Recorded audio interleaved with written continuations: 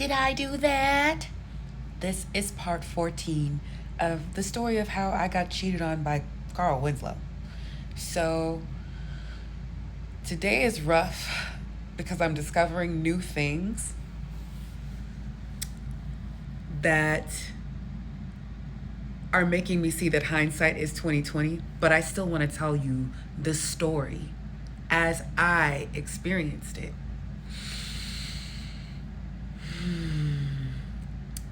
My dog has been sick all day, and I'm at the vet. And today was one of those days that I was like, bruh,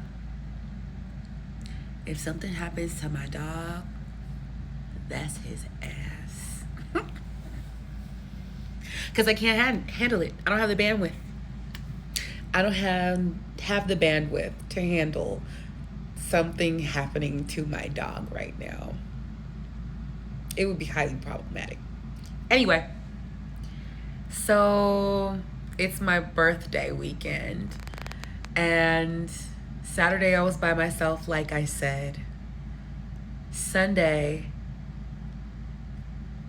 it ain't even like he was available early. He was like, I've got to go do this, this, and that, and then I'll be ready.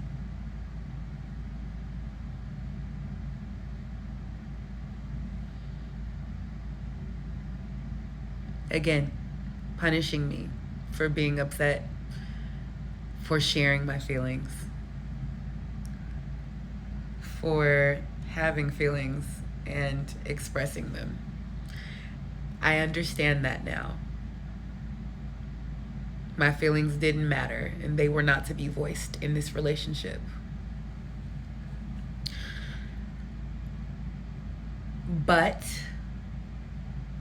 when it was time to go,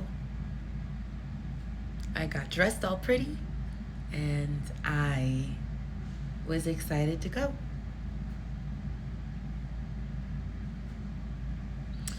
We went and did, I don't know what it's called, like they're like duck bowling. It's not bowling, it's smaller than bowling. We did that for a little bit, and we went to this restaurant, and then we went and got super litty in the city through midnight because my birthday was on Monday. And we stayed together that night. His mom and sister had arrived apparently, had his kids. And the next day he took me to this tree house, like this super glam tree house. We went to this nice restaurant prior to that. We spent the whole day together. It was dope. It was a really nice birthday. We get there and he gives me like a whole spa treatment. Draws me a bath because you can only draw a bath like that. It was a standalone tub. Drew me a bath, had built a fire so we could bonfire. He bathed me. He gave me a mask to put on, and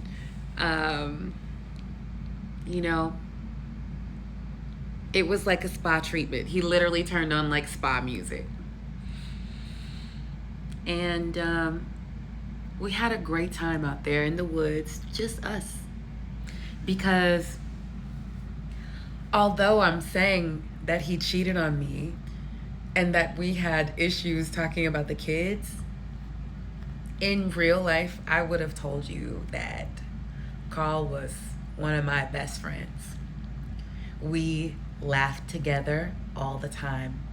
I enjoyed his company so much. He was my friend, and that is why I was trying to be patient and work this thing out, because I really did enjoy his company. So the morning comes, and his mom and sister have to get to the airport. After, we have a certain amount of time to get back so we can get them to the airport.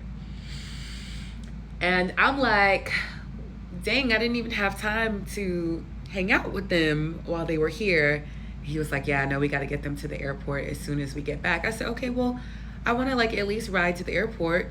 We live super close to the airport. So it's a short ride, like 8 minutes. Like he lives 8 minutes from me. He lives 8 minutes from the airport. I live 8 minutes from the airport. If you like can think of a triangle like that, like 8, 8, 8. Okay?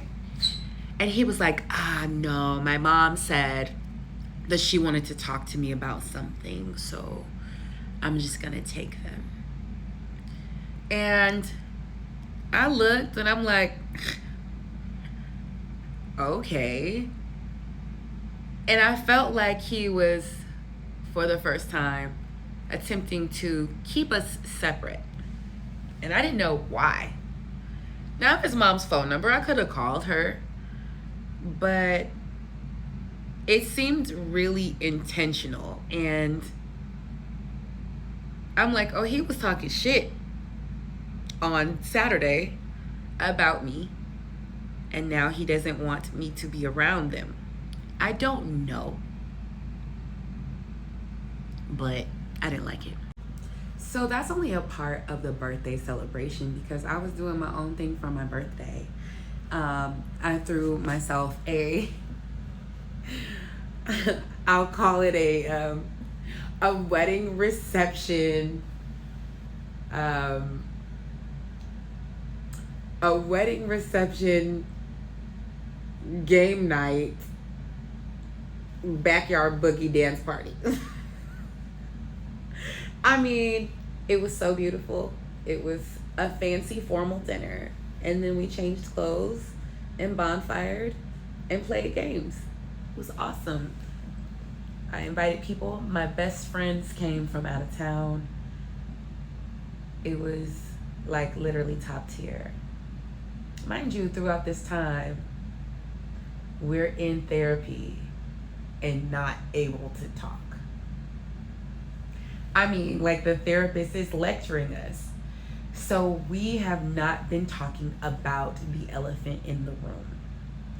We've been still enjoying each other's company though, to my knowledge. Although we can't talk about the thing because it's too sensitive. So when it was all said and done, like all of the birthday things were done, you know, I hadn't traveled since we left for his birthday, trying to do something different. I was trying to just, you know, let me get settled in. I'm never not moving around. Let me get settled in. But one of my best friend's birthdays is the week after mine, or 2 weeks after mine, and I was like, nah, I'm gonna go celebrate her birthday with her because she came here for me. And by the time I went to DC to visit her, even though while we hung out, I felt like we were getting along, at that time, I felt like the relationship was over. And I should have left. But I didn't.